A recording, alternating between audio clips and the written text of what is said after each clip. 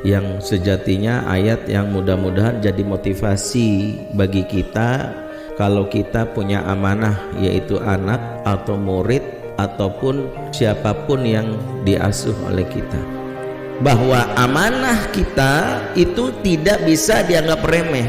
Yang punya anak jangan merasa bangga punya anak kecuali dia serius dengan pengasuhannya, bahwa memiliki anak itu bukan sekedar dibangga-banggakan lantas mengklaim gitu kan. Banyak sekarang godong udah jadi ayah tuh ada anak. Saya selalu ingatkan, jangan dulu ngaku-ngaku jadi ayah gara-gara punya anak. Ini sama bodohnya orang ngaku-ngaku pemain bola gara-gara punya bola gitu. Baru punya bola bilang gua dong pemain bola. Lu baru punya, disebut pemain bola kalau betul-betul bisa mengasuh dalam mendribble, melakukan teknik yang sesuai dengan bola.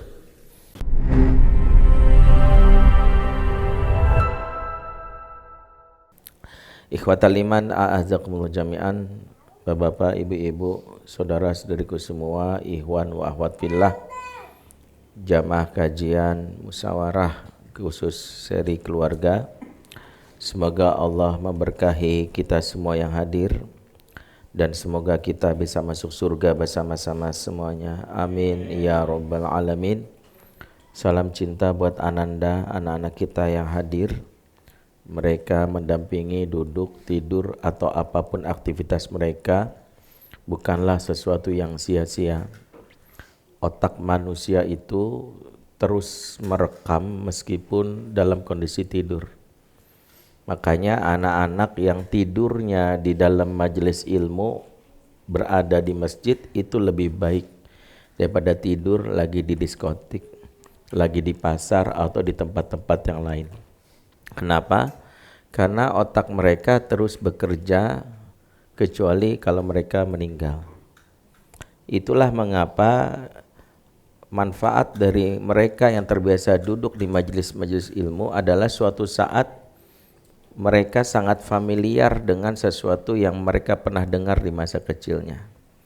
Kalau di masa kecil terbiasa mendengar kalimat-kalimat thayyibah, terbiasa mendengar kalimat-kalimat yang baik, sehingga ketika tumbuh dewasa mereka tidak asing lagi. Itu yang disebut bahwa sangat familiar dengan kebaikan dan fitrah mereka terus terjaga.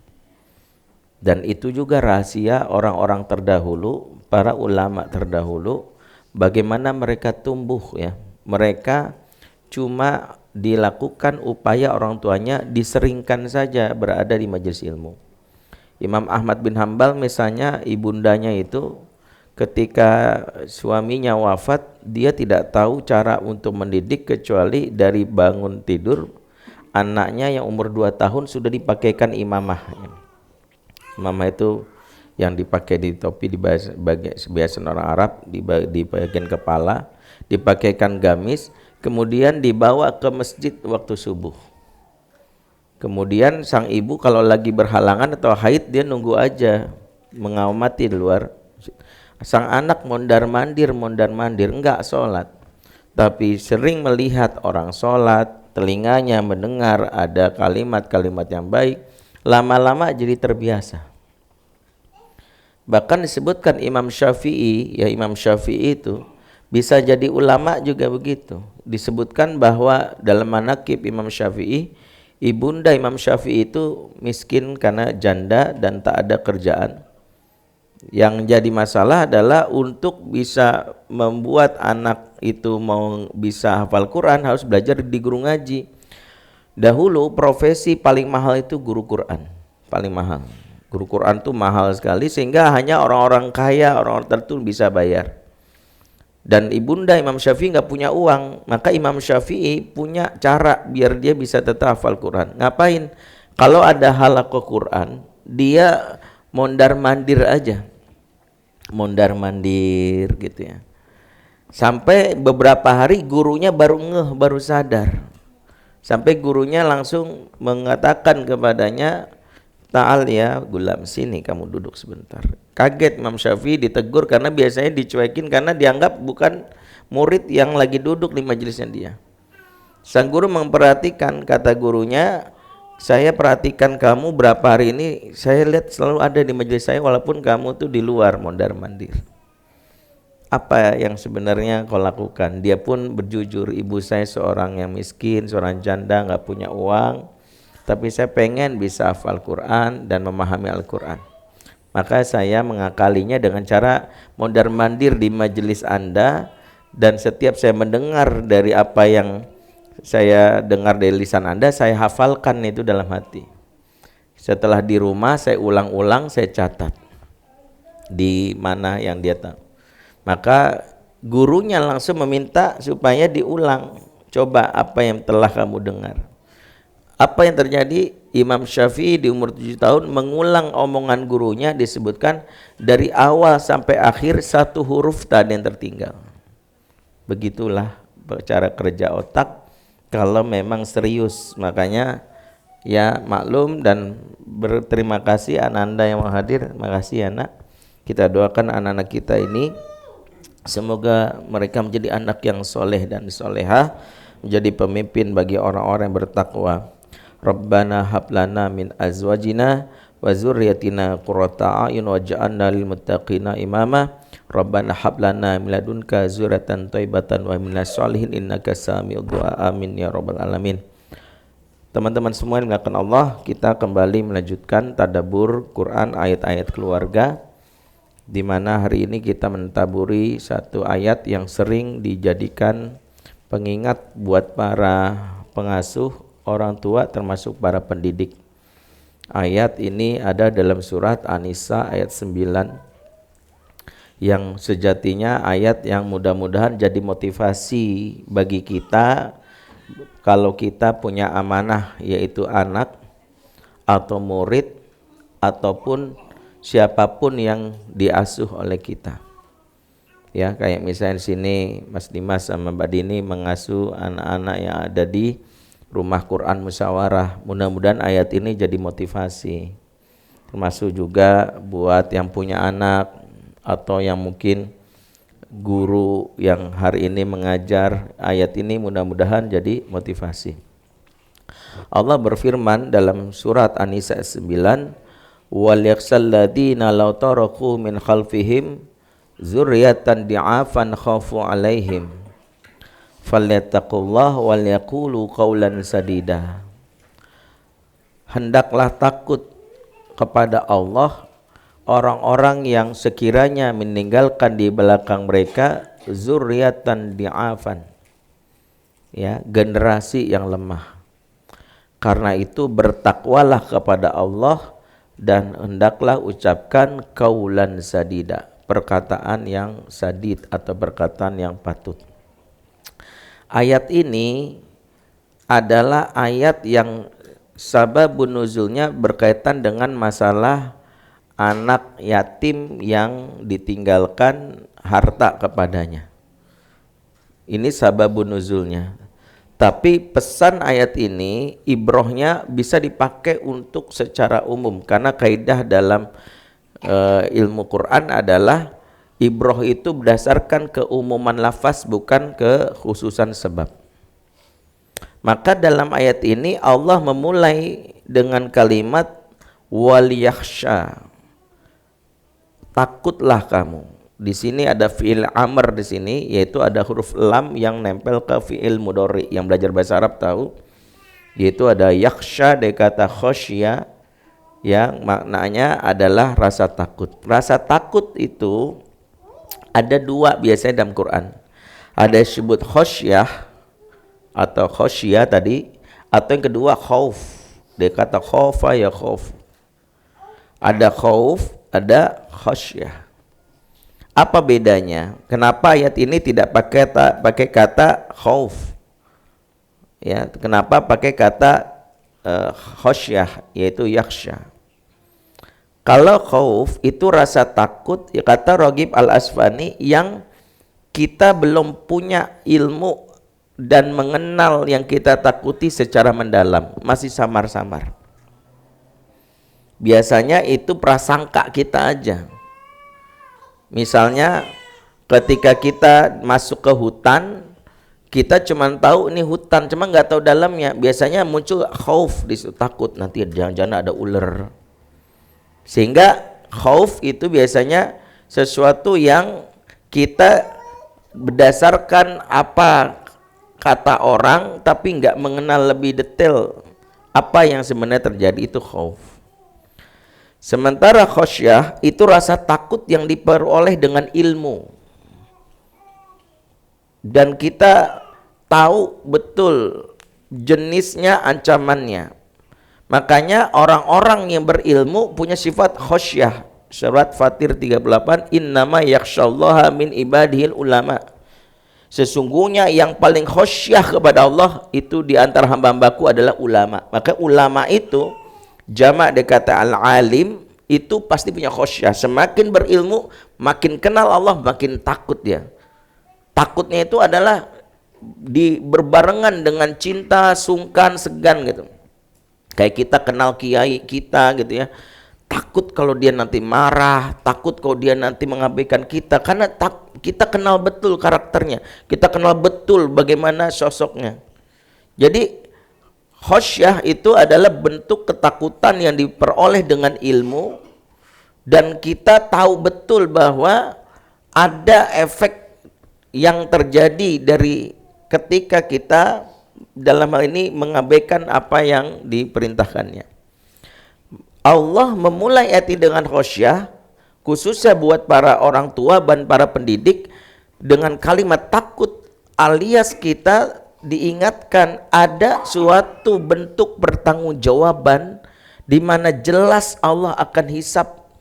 Dan itu bagi orang-orang beriman, jangan meremehkan masa tersebut. Kapan masa dimaksud? Yaitu adalah di hari kiamat, yaumil hisab. Bahwa amanah kita itu tidak bisa dianggap remeh. Yang punya anak jangan merasa bangga punya anak kecuali dia serius dengan pengasuhannya.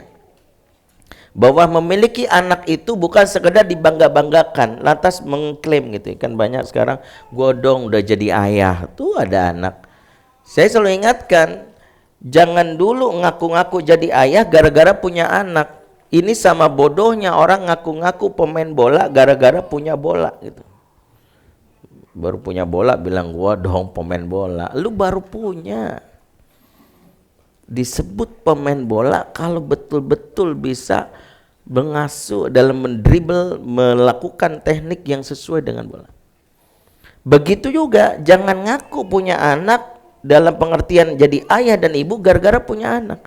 Di situ ada sebuah pertanggungjawaban, bisa nggak ngurusin ini? Sebab kalau nggak bisa ngurusin ini, ada yang disebut yaumil hisab. Ingat Allah katakan buat seorang ayah dan ibu, warrajulu ra'in fi ahlihi wa huwa mas'ulun an ra'iyati wal mar'atu ra'yatun fi baiti zawjiha wa hiya mas'ulatun fi man ra'iyati. Seorang ayah kepala bagi keluarganya di akhirat dihisap pelakuannya sama keluarganya.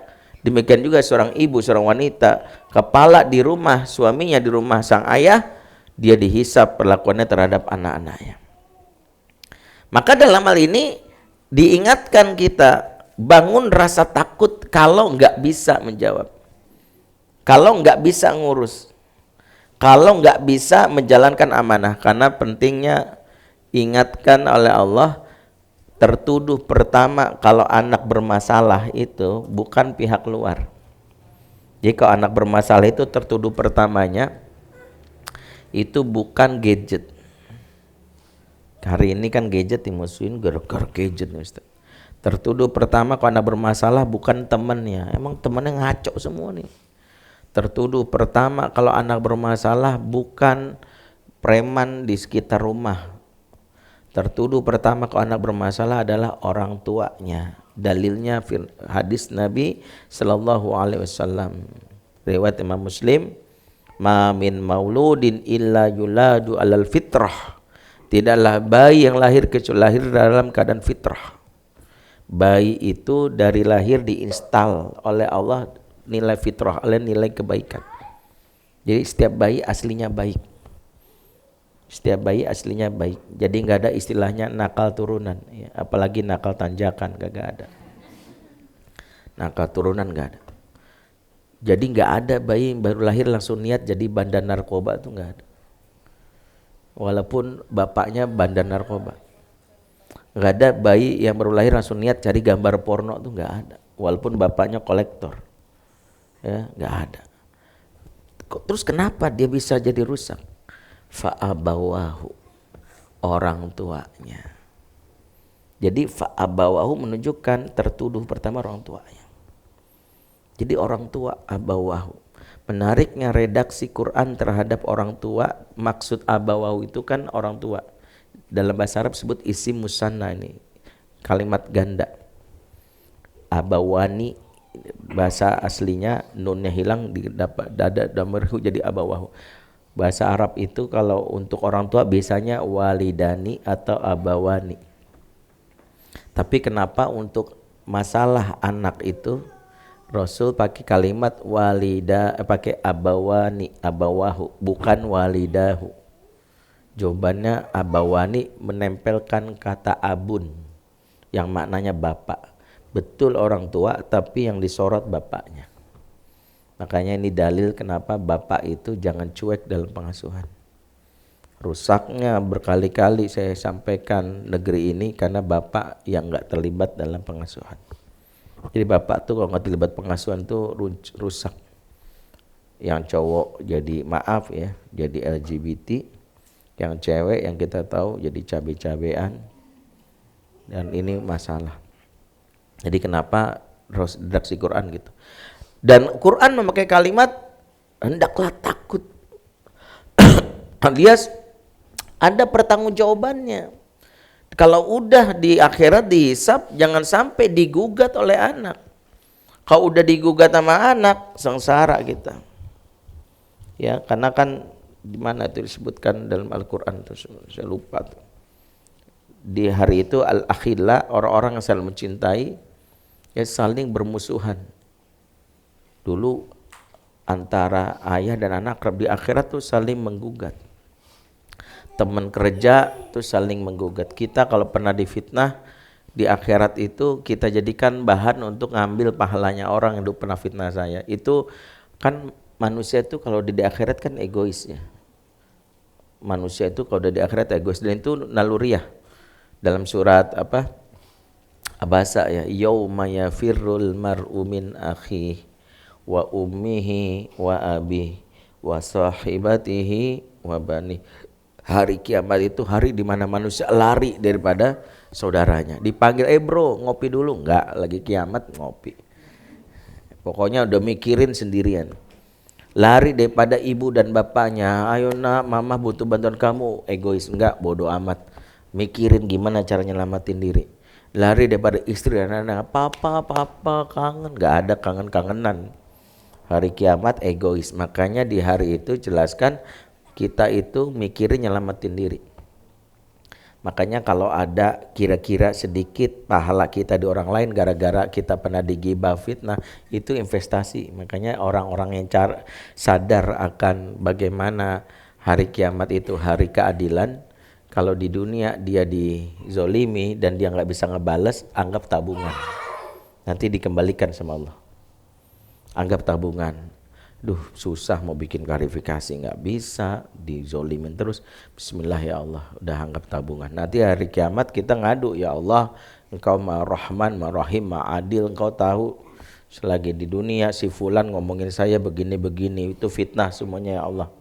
Demi keadilanmu dan keadilan yang kau tegakkan dan kau maha tahu, tolong ya Allah tegakkan. Maka Allah mengembalikan pahala orang ini kepada kita. Kalau enggak cukup karena banyaknya fitnahnya, dosa kita kembalikan ke orang tersebut. Gitu. Nah, yang mengerikan adalah kalau ini terjadi antara ortu dan anak. Ortu yang melangkah,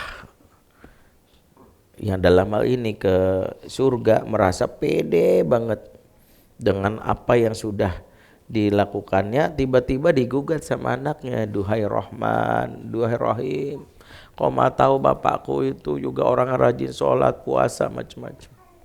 Tapi kau mau tahu dia cuek, nggak pernah mendidik aku, maka aku mohon tegakkan keadilanmu. Sama, pahalanya si bapak diambil ke anaknya. Ini juga yang terjadi.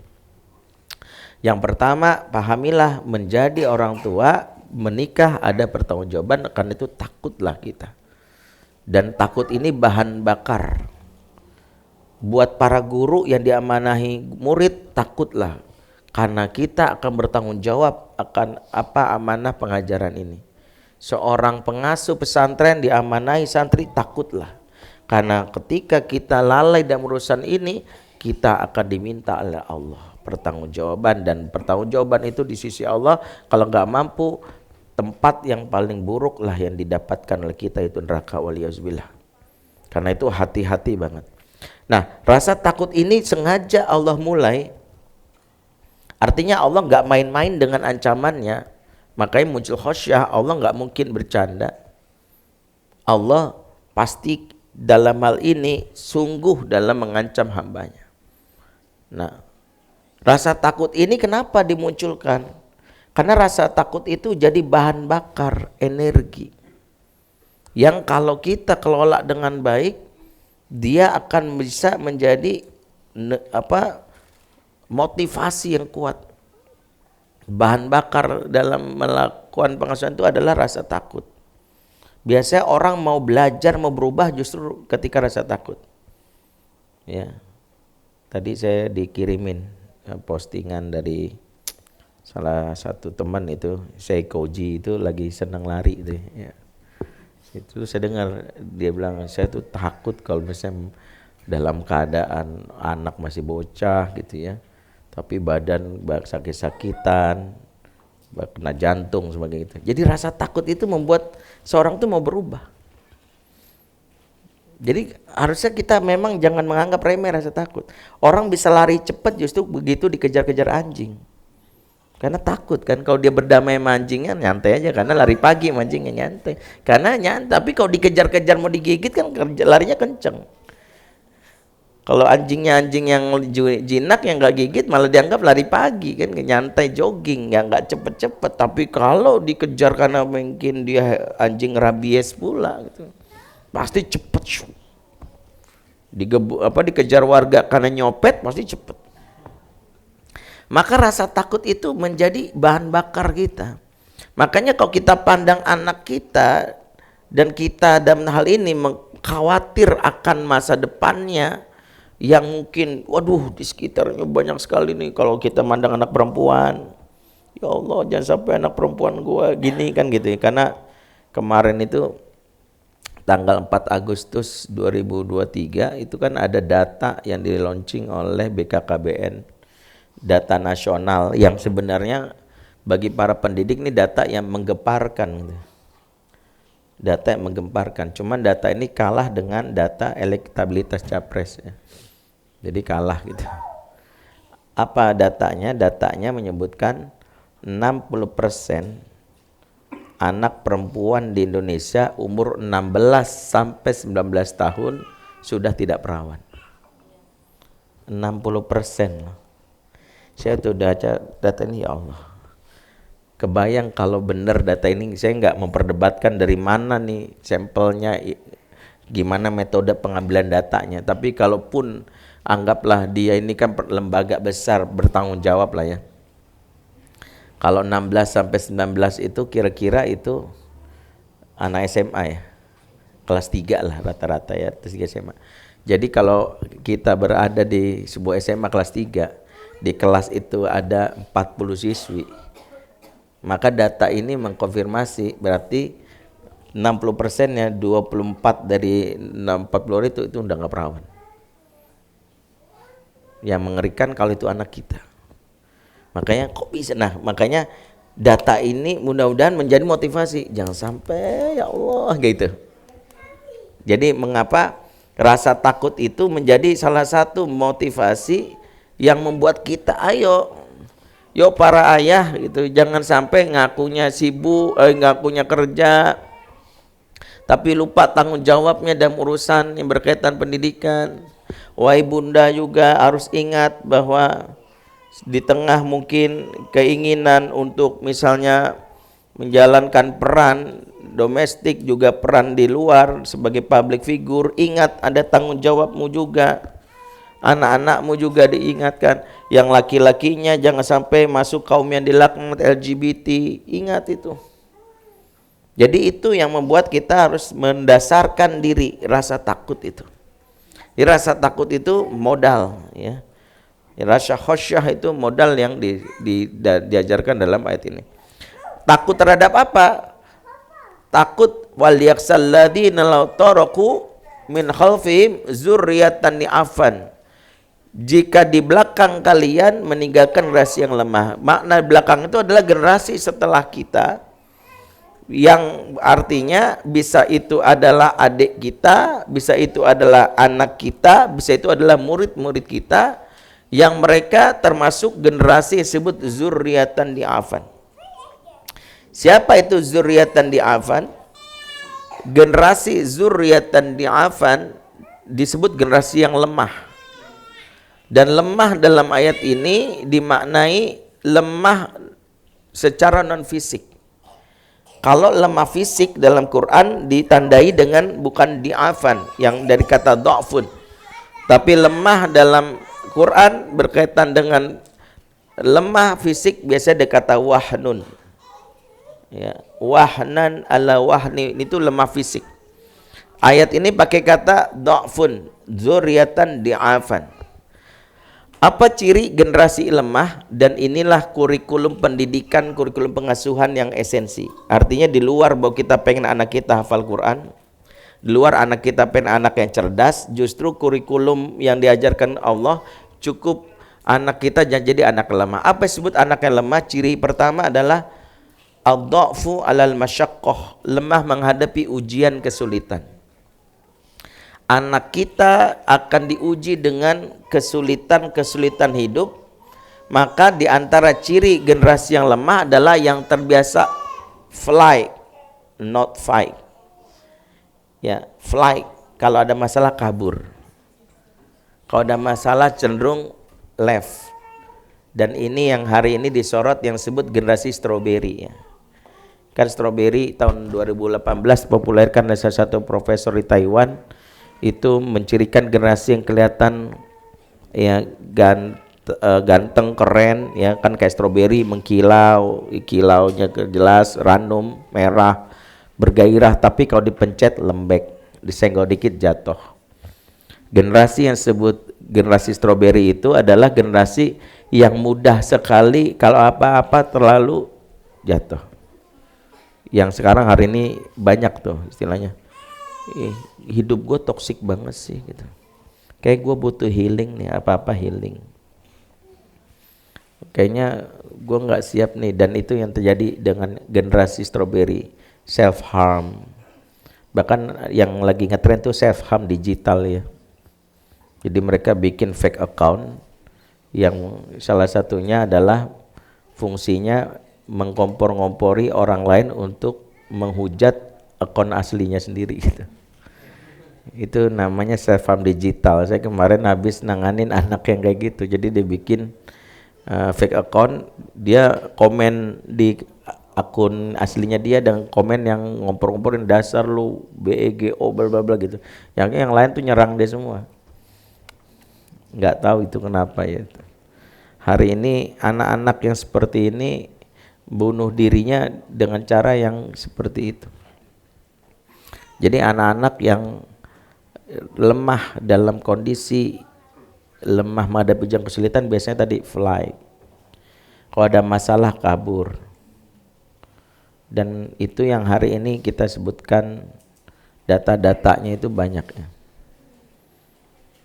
Waktu itu ada salah satu pesantren nelpon saya gitu, Ustadz minta pendapatnya nih, ada santri kami nih Ustadz baru masuk sekolahnya setingkat SMP, ya. Jadi saya ini bingung nih.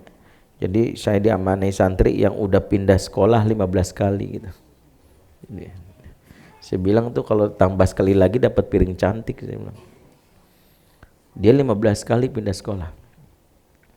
Jadi saya mencoba untuk menjaga supaya dia nyaman di pesantren saya gitu, kata mudirnya. Tapi begitu dia punya teman sekamar yang nggak sesuai dengan harapan, baru aja seminggu tiba-tiba habis sarapan dia izin keluar ke pesantren, tahu-tahu dia kabur, nelpon bapaknya, papa nggak mau di pesantren ini, pindah gitu.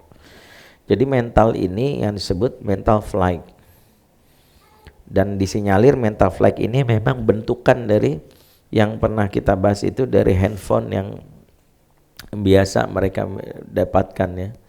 Karena kan handphone itu jadi gawai atau gadget itu sebenarnya nggak bahaya bagi anak. Ya, dia menjadi bahaya karena ada internet. Coba aja kasih aja handphone tapi nggak ada internetnya gitu. Coba aja beliin anak kita handphone, nih handphonenya udah ada pakai, tapi jangan ada internetnya gitu. Jadi yang sebenarnya yang jadi yang selama ini kita tuding bermasalah itu handphone. Padahal sebenarnya nggak handphone, internet. Ya makanya bukan kecanduan handphone, kecanduan internet. Selama nggak ada internet nggak masalah. Anak saya kasih handphone tapi nggak ada kuota, nggak ada masalah gitu, di rumah nggak ada wifi nggak masalah, saya biarin. Paling mainnya apa, Tetris kalau ada yang biasa. Jadi bukan handphone, bukan internetnya. Apa yang berbahaya dari konten internet itu, yaitu sosmed yang melatih mereka untuk menjadi raja lewat tombol yang dibangun yang mereka miliki gitu. Karena internet memiliki fitur yang membuat orang itu bisa menentukan nasib orang. Nama fiturnya adalah block, unfriend, left group, unfollow. Masuk grup WA, ya apaan sih WA, grupnya sampah banget, left. Gue berhak dong menentukan nasib gue, sip, left. Ada yang komen di FB atau di sosmed kita, ini rese nih orang, blok. Gak suka dengan teman di FB yang posting mungkin lagi era politik, kita lagi alergi sama satu capres tertentu, kita unfriend. Kemudian ada yang kita follow terus kemudian terjerat kasus, unfollow. Jadi mental anak hari ini dibentuk oleh sosmed. Sementara mereka disebut native digital. Jadi kan ada imigran digital, ada native. Kalau imigran digital, kebiasaan perilaku di dunia nyata dibawa ke dunia maya. Makanya orang yang di dunia nyatanya generasi angkatan 80-90 itu yang biasanya suka ribut, di dunia maya juga ribut ya, ke bawah gitu. Apa loh gitu, biasa gitu. Karena mental dia udah dibentuk dari dunia nyatanya gitu. Ya, jadi mental dia dibentuk di situ. Nah, kalau di dunia nyatanya norak, dunia maya norak gitu. Makanya mereka itu yang dunia nyata bisa cemburuan gitu. Kemarin kan ada postingan tuh yang dia ngejapri saya, ada seorang ibu upload foto dia dengan suaminya gitu, tiba-tiba yang di Instagram kan di like ya, gambar like-nya itu kan pakai gambar love kalau di Instagram. Si ibu langsung JWA yang like, kamu kenapa nge-like foto saya sama suami, kamu pelakor ya? Loh enggak bu, itu kan foto biasa di like, tapi kenapa like-nya pakai gambar love gitu. Lah emang Instagram begitu bu, tapi kenapa pas saya sama suami kamu nge-like, kemarin foto saya nggak pernah di like. Jadi itu ada tuh, kenapa? Karena memang dia dibayang-bayangi kecemburuan, aslinya memang begitu, dia curigaan sama semua orang gitu. Maka di dunia nyatanya begitu gitu. Nah sebaliknya kalau native digital, aslinya perilaku mereka di dunia maya dibawa ke dunia nyata. Kalau di dunia maya dia biasa left, unfollow, di dunia nyata begitu, nggak suka, pindah. Nggak mau sekolah di situ, gurunya galak, pindah. Nah mental ini nanti masuk ke dunia kerja. Makanya salah satu HRD bilang ke saya, Ustadz saya kalau ada fresh graduate lulus baru aja dan CV-nya tebel, IPK-nya bagus, saya buang ke tempat sampah, nggak saya terima. Saya bilang kenapa? Bagus kan dia, IPK bagus, CV-nya tebel. Ya Ustadz, tapi CV itu bukan menunjukkan pengalaman kerja, pengalaman resign gitu. Jadi baru 2 bulan desain, apaan sih, bosnya killer banget, males gue punya bos kayak gini. Karena IPK-nya bagus, dia nelamar diterima lagi kan. Tapi belum apa-apa, apaan sih toksik banget nih lingkungan kerja kayak gitu, ngomongin orang, males gue cari kerja lain gitu. Jadi dia paradigmanya adalah Dia menentukan itu, dan ini pula yang membuat kenapa nikah baru 2 bulan cerai. Jadi angka perceraian hari ini meningkat itu terutama di kalangan yang memang ya katakanlah generasi milenial ini, yang belum nikah apa-apa cerai gitu. Jadi merasa bahwa ya kalau nggak suka saya kan berhak bahagia Ustadz, betul. Tapi kebahagiaan itu dijamin dengan perceraian kan enggak. Artinya kalau para nabi itu dalam hal ini mencontohkan dalam Al-Quran, yang lebih layak menceraikan pasangan itu mungkin Nabi Nuh, karena maaf ya istrinya kafir. Apa orang paling berhak menceraikan pasangan? Dasarnya kafir gitu. Jadi kayak gitu. Jadi makanya disebut tadi, jadi didik anak kita jangan sampai memiliki mental flight. Makanya disebut generasi yang lemah kalau menghadapi kesulitan flight, yang disebut melemah menghadapi ujian kesulitan. Ya, baru mati lampu ya langsung minta pindah, mama kita pindah ke Singapura aja ya, Indonesia begini amat, siapa sih presidennya lah, jadi ada inian politik juga kamu gitu. Jadi jangan sampai anak kita belum apa-apa langsung fly. Mental ini mental yang buruk. Makanya Allah menegur Nabi Yunus karena punya mental ini, karena baru menghadapi kaum Ninawa yang dalam tanda kutip nyebelin. Tell me, ini kaum yang dikasih tahu tapi masih berulang maksiat, dia tinggalin. Surat Al-Anbiya 87 ya. Wadzannun idzaba mughadiban fazanna alla naqdur alaih. Ingatlah kalian dengan kisah Zunnun, yaitu Nabi Yunus yang dia tinggalin kaumnya dengan marah. Dia kesel, nih apaan nih punya kaum kayak gini, nggak prospektif, tell me, oh gitulah. Buat apa saya habis-habisan, mendingan cari kaum yang lain yang dikasih tahu langsung dengerin gitu. Mental itulah yang Allah tegur. Artinya bagi seorang pendakwah, penjuang, guru atau siapapun jangan punya mental ini. Ini bukan mental yang baik, bukan sikap yang baik. Jadi jangan sampai jadi yang disebut ya dai-dai stroberi, ortu strawberry gitu. Ortu strawberry itu modelnya kayak anak kayak tadi, anak baru ngeselin dikit jangan panggil mama. Besoknya halo tante, ngambil tante lagi katanya jangan panggil mama. Jadi ada orang tua yang karena kesel sama anak yang langsung bilang udah enggak sehari ini enggak mama akui kamu sebagai anak mama, atau enggak apa-apa. Itu yang disebut namanya ortu strawberry. Guru strawberry juga gitu. Saya keluarkan kamu, bukan murid saya gitu. Sama. Belum apa-apa udah keluarin bukan murid saya. Karena tadi ortu strawberry, mental strawberry itu mental selalu ingin kalau nggak suka tinggalin aja lah, cari yang lain. Makanya Nabi Muhammad itu nggak meninggalkan kaumnya.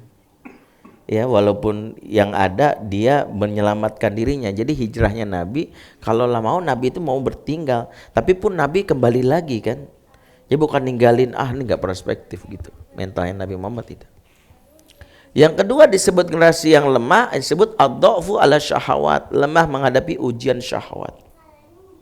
Yaitu ketika seseorang dalam hal ini dia tidak mampu mengendalikan apa yang ada di luar dari rumahnya, di luar dari dirinya, maaf. Syahwat itu kan trigger yang ada di luar diri seseorang. Dan di antara ciri generasi yang mudah dalam hal ini lemah menghadapi ujian syahwat, yaitu generasi yang tidak bisa berkata tidak. Jadi kalau anak kita soleh, rajin sholat tuh jangan bangga dulu. Anak kita baca Quran jangan bangga dulu. Karena Abu Lahab, Abu Jahal juga mengakui Allah itu Tuhan. Tapi kenapa Abu Lahab, Abu Jahal itu dianggap kafir? Karena mereka tidak bisa berkata tidak kepada Lata, kepada Uzza, kepada Manat, kepada Hubal. Jadi anak-anak yang rajin sholat itu bagus, tapi jangan sampai dia nggak bisa berkata tidak, diajak dugem malam-malam, diajak nonton film porno sama temannya, mabok bareng, narkoba. Makanya anak yang lemah itu anak yang nggak bisa berkata tidak. campaign yang sekarang muncul di negeri ini kan say no to drugs, say no to corruption, say no to bullying. Kenapa say no? Karena disinyalir generasi hari ini tuh nggak bisa ngomong enggak. Makanya waspadalah jika anak kita termasuk anak yang terbiasa ngomong terserah mama. Kamu nanti lulus SD mau ke pesantren apa sekolah negeri? Terserah mama. Kamu nanti liburan mau ke pantai apa ke puncak? Terserah papa. Nanti kira-kira kamu mau ikut mama, cara mama papa? Terserah. Dan banyak orang tuh yang tertipu dengan bilang, anak saya mah taat banget sama saya Ustadz. Apa-apa terserah saya. Jangan GR, di balik kata terserah itu bisa jadi anak kita mengalami thinking shock atau lazy mind. Gegar berpikir atau malas mikir. Jadi anak-anak yang malas berpikir atau malas berpikir itu disebutkan apa-apa terserah. Dan repotnya kalau dibawa temennya, lu bisa gak bro, ada pengajian nih besok nih, musyawarah, gue mau ikut, gue mah. Temen-temen bilang, bro dugem yuk, gue mau ikut mah. Itu mental yang disebut generasi yang lemah. Makanya generasi yang tangguh bisa mengatakan, enggak gue gak mau, sorry ya gue gak ikut ya. Ada tawaran, maaf nih yang para artis yang taruh film, sorry bro kalau adegan itu gue enggak. Tapi kalau kita yang lemah, ya gue mau ikut dah. Yang penting mah jelas aja. Tapi kan lu ngaji, tapi ini juga beda nih, profesional. Jadi enggak bisa berkata tidak, itu kelemahan. Nah, anak-anak kita disebut generasi yang lemah, tidak bisa berkata tidak, lemah hadapi ujian syahwat. Yang ketiga disebut lemah adalah ad-dha'fu ala anil ghadab, lemah menghadapi ujian kemarahan, gampang marah, emosional, senggol bacok, ya, gampang nabok, tersinggung dikit lempar barang, lempar handphone. Yang terjadi generasi ini ternyata dididik dengan batang otak yang menebal, yaitu generasi reaktif. Batang otak itu bagian otak reptil yang membuat kita cepat merespon tanpa berpikir. Batang otak ini memang diciptakan Allah dalam rangka menjaga kereflekan kita dari bahaya. Contoh ketika lagi ngerem, lagi bawa mobil, tiba-tiba ada kucing lewat, ngerem, itu batang otak yang bekerja. Yang ada batang otak, ada otak korteks. Korteks itu pusat berpikir, menimbang-nimbang. Makanya Allah ketika dalam situasi kita darurat itu pakai batang otak. Karena kalau pakai korteks, nimbang dulu, ngerem gak ya, ngerem ya. Kalau ngerem kira-kira deger, bertabrak. Ya, kelamaan. Makanya ketika kita dilempar bot gitu, itu batang otak tuh. Enggak begini, kira-kira berapa nih? Kena juga gitu. Refleks. Nah, batang otak itu disebut otak refleks. Nah, sayangnya otak refleks ini ada batas ketebalannya. Kalau tebel banget, maka apa-apa refleks. Tersinggung dikit sama istri, cerai. Itu orang yang kayak gini, gampang ngomong cerai, itu orang yang batang otaknya tebel, emosional. Nah yang kayak gini itu banyak. Itu generasi lemah tuh. Jadi yang gampang marah itu adalah orang yang lemah. Jadi jangan berpikir, oh dia kuat, buktinya kalau kesel orang nabok orang. No, kata Nabi, laisa syadid bisra'ah. Orang yang kuat itu bukan yang menangkan pertarungan ninju orang. Walakinna syadid man yamliku nafsahu indal ghadab. Tapi kalau dia benar-benar kuat, yang bisa menguasai dirinya saat marah. Jadi kalau marah, makanya itu kekuatan. Dan laki-laki disebut lebih kuat dari perempuan, salah satunya adalah bisa menjaga kalimat ini. Maka laki-laki yang gampang banget ngucapin kalimat talak, lelaki yang lemah. Apa-apa tersinggung, cerai. Kalau perempuan masih dimaklumi, karena kata Imam Syafi'i, ya sekiranya hak talak itu diberikan kepada wanita, niscaya dia menceraikan suaminya 70 kali dalam sehari. Tuh, makanya kenapa hikmah wanita itu enggak dapat hak talak. Karena kalau tersinggung dikit langsung ya Tupperware hilang, cerai. Ya gitu ya, itu ya gitu ya, ketinggalan cerai. Tupperware yang kelihatan aja kok hilangkan, apalagi ikatan cinta kita. Alah. Jadi yang kayak gini, kenapa? Makanya perempuan itu, hukum Islam itu adil. Komposisi Allah menciptakan bagaimana otak manusia itu, laki perempuan itu berbeda. Nah, Kalau laki-laki nggak dijaga kekuatannya, jadi dididik dengan cara yang salah tadi, jadi emosional, gampang marah, akhirnya tadi ya ada yang menyesal gitu ya. Tapi hukum nggak bisa berubah. Ada yang di WA saya maksa Ustaz, saya udah terlanjur marah, ucapin talak 3, bisa nggak didiskon? Lo bilang kalau saya jualan talak, iya saya bilang ini talak mas bukan salak, saya bilang. Jadi dia enak aja udah ngucap talak 3, minta fatwa dari Ustaz, minta didiskon. Kalau dihitung 1 aja bisa nggak Ustaz? Ya salah sendiri. Kenapa berani-beraninya ngomong itu? Ya saya juga nggak tahu. Saya ini gampang marah. Ini udah kesekian kali. Apalagi udah sekian kali. Berarti sebenarnya yang kemarin udah ditalak. Ini mungkin bisa jadi. Jadi sebenarnya kalau dihitung talak dia udah ke 100 nih saya bilang. Jadi sebenarnya kemarin-kemarin udah bukan suami, bukan istri kamu saya bilang. Dia mengakui itu. Jadi kata kuncinya kalau generasi lemah itu tidak bisa mengendalikan diri saat kesulitan, saat syahwat, lemah menghadapi syahwat dan lemah menghadapi kemarahan. Ini kurikulum pendidikan pengasuhan di sini. Silakan siapa yang mau masuk? Silakan Ahlan. Padahal ya silakan. Ya silakan. Jadi kurikulum pendidikan pengasuhan itu dasarnya ini. Ya silakan maju. Jadi kalau misalnya kita pengen membuat kurikulum pengasuhan, itu karakternya dibentuk 3 hal ini. Jangan sampai punya lembaga Quran, mendidik santren, anak penghafal Quran, tapi kalau ada masalah fly. Jadi dai nanti mentalnya enggak, susah banget itu Rasul, enggak, mendingan enakan di daerah yang enak elit-elit gitu, enggak gitu. Atau menghadapi ujian syahwat, ya itu juga salah satunya gampang tergoda, ya kontrolnya termasuk gampang marah. Jadi kalau 3 hal ini diantaranya itulah. Bagaimana solusinya agar tidak? Maka Allah katakan masalah yang menjadi PR pendidikan pengasuhan itu 3 ini, solusinya di sambungan ayatnya. Solusinya ada 2, falyattaqullah, bertakwalah kepada Allah, waliyaqulu qaulan sadida, dan ucapkanlah qaulan sadida. Yang pertama, solusi kalau ingin jadi pendidik atau seorang ortu yang sukses agar anak kita tidak menjadi anak yang lemah, 1, bertakwalah kepada Allah. Maka orang tua ingat, urusan mendidik mengasuh bukan urusan teknis yang pertama, tapi urusan spiritual. Lemahnya spiritual kita ke Allah, dampaknya ke anak. Anak bermasalah, periksa hubungan kita dengan Allah. Jangan melulu langsung nyarahin yang lain.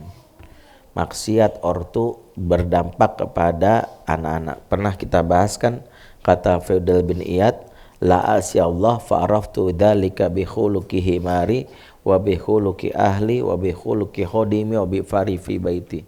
Sungguh aku pernah bermaksiat kepada Allah dan pengaruh maksiatku ada 4. 1, kendaraan yang bermasalah. Punya kendaraan tapi kok masalah mulu. Periksa, jangan-jangan maksiat kita kepada Allah. Yang kedua, anak dan pasangan yang susah diatur. 3, anak buah atau pembantu yang mengesalkan hati. Susah banget sih ini, gonta-ganti pembantu, gonta-ganti anak buah.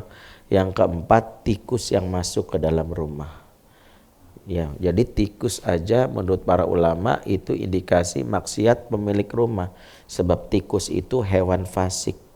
Tidaklah hewan fasik datang ke sebuah rumah yang disinyalir dalamnya ada kefasikan. Jadi kalau rumah itu ada kemaksiatan, tikus radarnya masuk dalam itu. Makanya ulama zaman dahulu kalau ada tikus bukan memikirkan sekedar faktor kebersihan. Yang dipikirin adalah jangan-jangan ada dosa nih. Jadi mereka banyakin tobatnya. Katakanlah oke lah pakai teknisnya pasang perangkap tikus, lem tikus. Tapi yang penting mereka mikirin, jangan-jangan sholat saya sudah mulai kendor. Jangan-jangan tilawah Quran udah gak pernah. Jangan-jangan bawa harta haram. Jangan-jangan berbohong sama pasangan. Jangan-jangan mata ngelihat gambar haram. Jangan-jangan korupsi. Semua itu mikirnya gitu aja. Makanya jangan GR kita bawa uang banyak tapi ya itu sesuatu yang haram. Kemarin udah saya ceritain kan, ada seorang tukang ojek yang dia pasang aplikasi Gojek yang memblok semua orderan GoFood. Cuman dia doang yang bisa nangkep dan pemilik aplikasi tersebut. Bayar 100.000 tapi orderannya bisa ditangkap sama dia, nanti dia pilih yang paling bagus yang mana gitu. Fungsinya adalah naikin orderan sama meningkatkan omset. Dia nanya sama saya, hukumnya gimana Ustaz? Saya jawabnya sederhana aja, nggak pakai kaidah fikih. Ya kalau boleh aja tapi tanggung resikonya. Resikonya apa Ustaz? Istri suka ngelawan, anak susah diatur. Dia langsung kaget, pantesan gitu. Dia langsung mikir, kenapa saya tanya? Ya Allah Ustadz, ini memang udah pikiran saya udah lama banget nih. Terutama anak nih, alhamdulillah gini-gini anak saya di pesantren. 2 minggu yang lalu dia nelpon saya nih anak. Gak ada angin, gak ada hujan. Kok ini banget ya, kenapa emangnya? Dia bilang, Pak, lain kali kalau ngirim uang bulanan yang halal aja, jangan yang haram-haram. Saya langsung si bapaknya, kamu kok kenapa ngomong gitu papa? Iya, soalnya udah 2 minggu hafalanku nggak nambah-nambah. Kalau hafalan nggak nambah, kata ustadzku, periksa sumber rizki kamu. Jangan-jangan ada yang haram. Inilah jawaban bagi orang tua yang sering komplain sama pesantren. Kata ustadz pesantrennya bagus, kata gurunya bagus, kurikulumnya bagus. Tapi anak saya selama di sono badung-badung juga. Saya bilang jangan-jangan sumber rizkinya bu. Jadi jangan menyalahkan institusi pendidikan yang sudah sungguh-sungguh, tapi kitanya yang nggak serius menjaga hak anak itu. Jadi kenapa? Falyattaqullah itu maknanya bertakwa kepada Allah, maknanya adalah jaga hak Allah dalam pengasuhan. Jangan sekali-sekali maksiat. Guru kalau pengen anak muridnya benar-benar terdidik, ingat, kekuatan guru itu bukan kemampuan ngajarnya, hebatnya dia ngomong. Sebelum ngajar sebisa mungkin dia banyak istighfar, dia baca Quran. Kenapa? Karena yang dia sampaikan itu bukan kalimatnya dia, tapi apa yang dia pahami dari ayat Allah disampaikan. Jika itu datang hidayah kepada sang muridnya, itu karena semata-mata dari Allah. Berarti solusi dalam ayat ini apa? Falyattaqullah. Yang kedua, waliyaqulu qaulan sadida, dan ucapkanlah qaulan sadid. Qaulan sadid maknanya apa? Qaulan sadid ada 2. Pertama, mustaqiman la iwijaj wala inhiraf.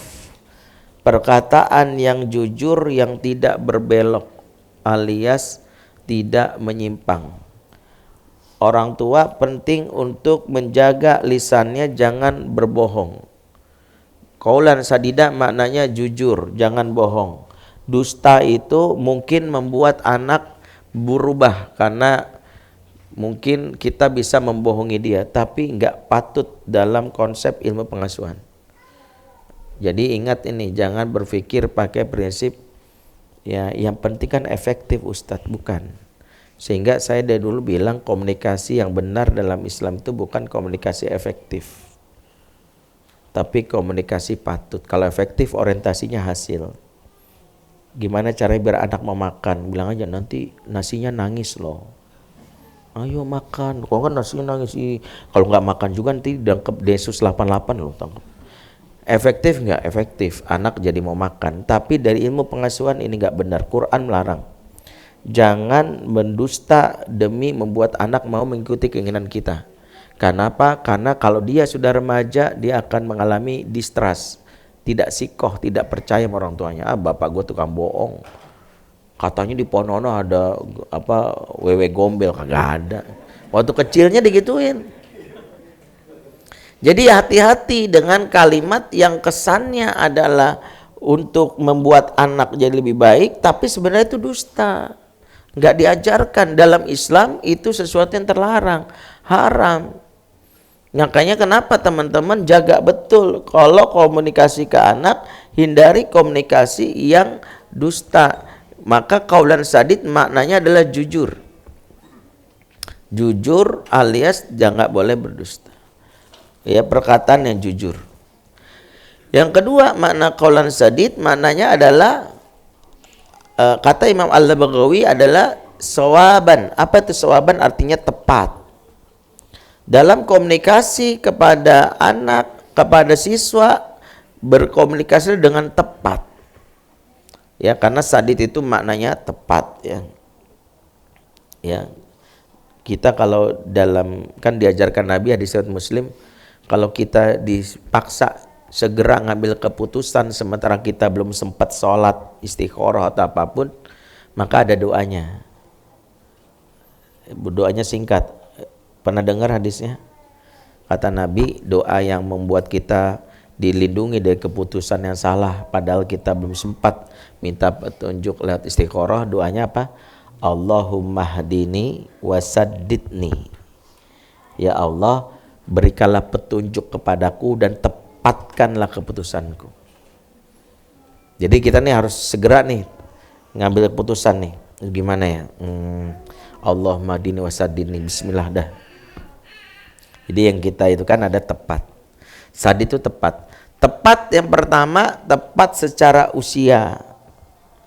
Jadi kalau ngomong sama anak, bedakan antara anak bayi, balita, SD, SMP, SMA itu umur yang berbeda. Ya pernah kita bahas sebelumnya ya. Kalau secara usia itu jangan sampai kita mendidik anak itu akhirnya menyamakan. Anak SMA seperti anak SD diperlakukannya. Anak TK gitu, kadang anak TK kan masih atraktif, wajar, dan itu kebutuhan anak-anak TK terhadap pendidik memang atraktif. Tepuk semangat, begitu anak TK tuh. Tapi kalau anak SMA jangan pakai pola itu, ilfil ya.